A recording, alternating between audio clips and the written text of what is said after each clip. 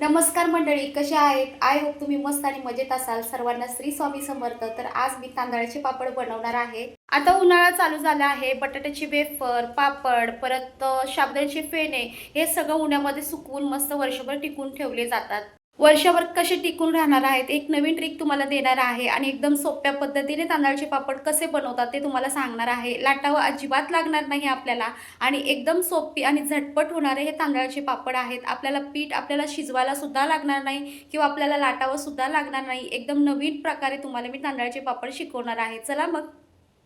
इथे मी राशनच्या तांदळाचं पीठ घेतलेलं आहे। तर राशनचे तांदूळ ना धुवून छान 2 दिवस वाळून त्यानंतर मी दळून घेतलेलं आहे। तरी तुम्ही कोणतेही तांदूळ घेऊ शकता। धुवून ना 2 दिवस वाळून घ्यायचं आणि नंतर दळून आणायचं आहे। तुम्हाला जितके पापड बनवायचे आहे ना तितकं तुम्ही पीठ घ्यायचं आणि चवीनुसार मीठ टाकून छान हाताने मळून घ्यायचे। तर जास्त पण पातळ नाही मळायचं आणि घट्ट नाही मळायचं, मध्यम असं हाताने मळून घ्यायचंय। बघू शकता कसं आहे मी हाताने छान असं मळून घेतलेलं आहे। त्यानंतर पापड बनवण्यासाठी आपल्याला 2 ताट लागणार आहेत। अशा पद्धतीने मी 2 ताटे घेतले आहेत। त्यानंतर एका पातेल्यामध्ये ना पाणी उकळण्यासाठी ठेवून द्यायचे। त्यानंतर आपण जे पीठ असं मध्यम असं मळून घेतलं होतं ते ना एका चमच्याने घ्यायचं आणि ताटावर टाकून असं हाताने छान असं गोल गोल गोल गोल असं फिरून घ्यायचं। त्याचा ना आकार पापडाचा तयार होतो। तर अशा प्रकारे ना छान असा पापड तयार झालेला आहे। बघू शकता काही मेहनत घ्यावी लागत नाही।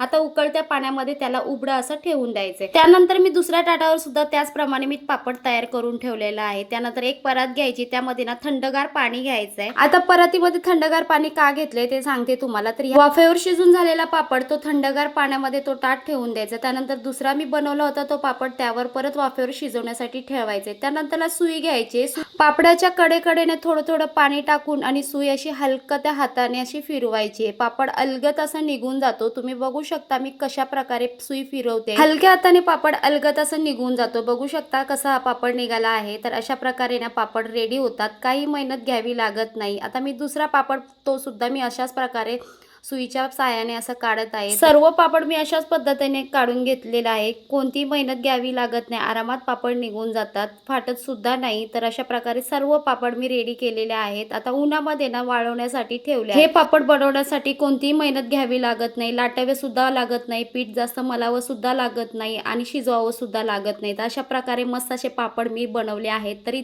ते प्लास्टिकवर पापड न सुकवता मी साडीवर वाळवण्यासाठी ठेवले आहेत। आता पलटी करण्यासाठी साडीवरचे पापड लगेच पलटी होतात। तर अशा प्रकारे वाळून घेतलेले आहेत। 2 दिवस किमान मी पापड हे वाळून घेतलेले आहेत।